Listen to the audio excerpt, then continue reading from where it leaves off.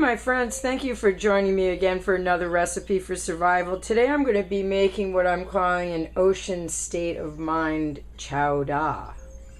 That's a clam chowder.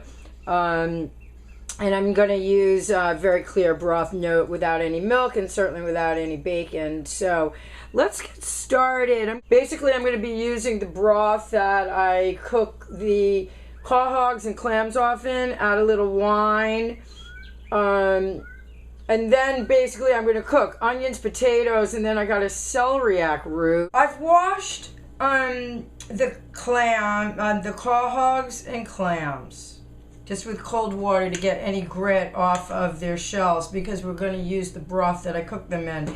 So I'm going to cook them separately because, of course, they're different sizes and will open differently. I have 6. These are chowdahs, which are very large, very meaty, hard shell clams. They all belong to the same family. Wikipedia has the absolute best information about all the different clam chowders, the history of them, which use tomato, which don't. There's actually a law in Maine. Maine started a law that tomatoes could not be used in a clam chowder. It's actually from the early 1900s. Put about a little less than an inch of water. Yeah, maybe just say an inch of water. Now, I'm going to add the bay leaves. I'm going to add a bunch of salt. I have this fabulous new sea salt. It's actually Portuguese that a friend of mine gave me from New Bedford. I'm putting in a good, certainly not a handful, but I'd say maybe 3 tablespoons because it's great to have the water be salty. Again, you're watching Ocean State of Mind clam chowder. Which I'm just going to smash a couple of garlic cloves and get them in here. I'm going to cook this with the top on. It's basically going to steam, and then all the juice comes out of the chowdahs. We'll save that liquid. You know what? Let me get some of this thyme. I have some dried thyme here. I'm just going to toss in this pot as well. That will be nice. I'm going to get started with breaking down and preparing the celery root. Like I always say, it's best to start with a solid base that you're going to cut on. And then my knife is very sharp, and then rather than with a peeler, you're just going to go down the sides and get the rough skin off, and then we're going to dice it like a potato. Cutting the celery root, it's going to be just like a potato. I will say they're a little tougher than a potato. So I'm going to do in half, and then I'm going to do in half again. Get little layers out of it, go through, get baton shape, then go through and do a dice. And this is exactly what the potatoes will look like. So everything is going to be a uniform size. Chowdahs steamed off perfectly. The aroma in my apartment, is just killer. I wish I could bottle it. I wouldn't say you'd want to wear it, but this is what they look like.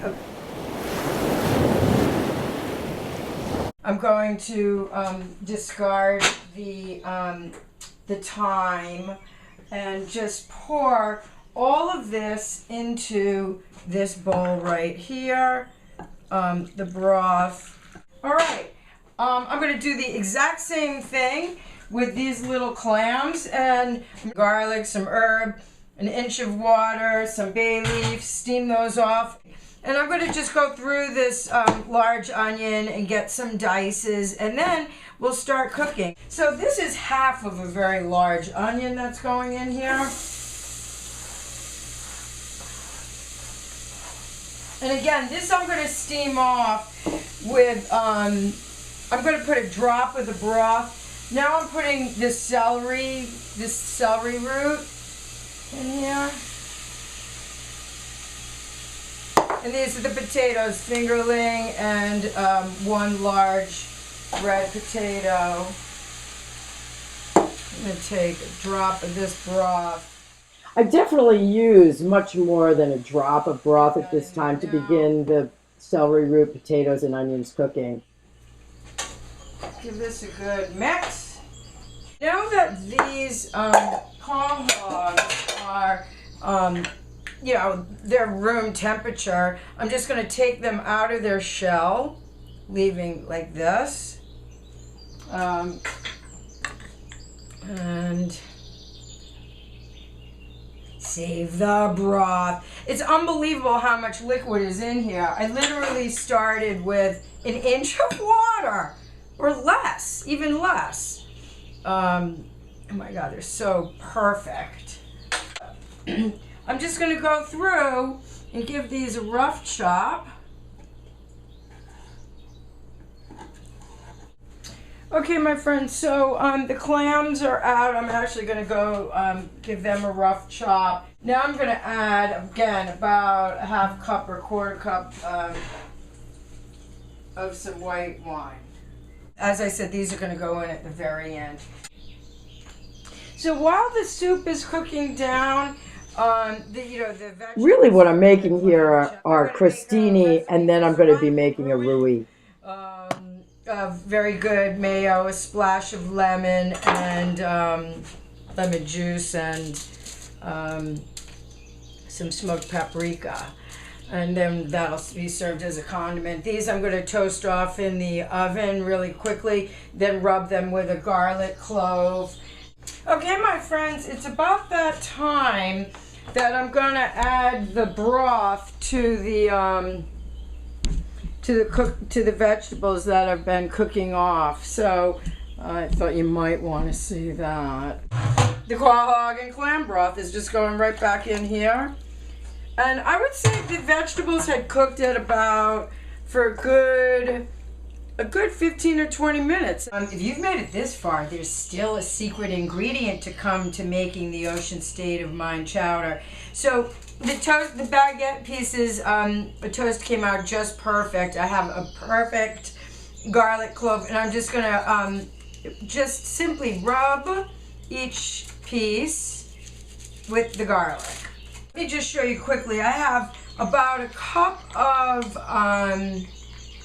very good all olive oil, all organic mayonnaise. I'm going to squeeze a little lemon from a wedge of lemon in there. And then I'm going to put about maybe a good teaspoon of smoked paprika. Okay, my friends, so the croutons are done. They've been toasted and rubbed with garlic on both sides. I had the soup cooking on the back burner over a very low heat. That's completely done now. I'm going to add the clams and the secret ingredient. The heat is off. I'm just gonna add the minced clams. And the secret ingredient is a touch of rum. Any rum is perfect. You might not want to do it, but I always, for the fun of it, put a splash. Makes it pirate-like. And that's it. Okay, so now we're going to eat the Ocean State of Mind clam chowder. So this is my French friend Isabel, who has deep connections to Rhode Island too. Tasting the soup. Yeah. I'm a taster, professional taster. Yeah, professional taster. Tell me what you think, because it doesn't have any milk, no bacon, no roux. And then make a little crouton with some rouille. Let's see. Yay. Perfect recipe for survival. It's a 10. It's a 10. It's a 10. All right. Thanks for joining us for Recipes for Survival. You'll be able to make it too. See ya. See you.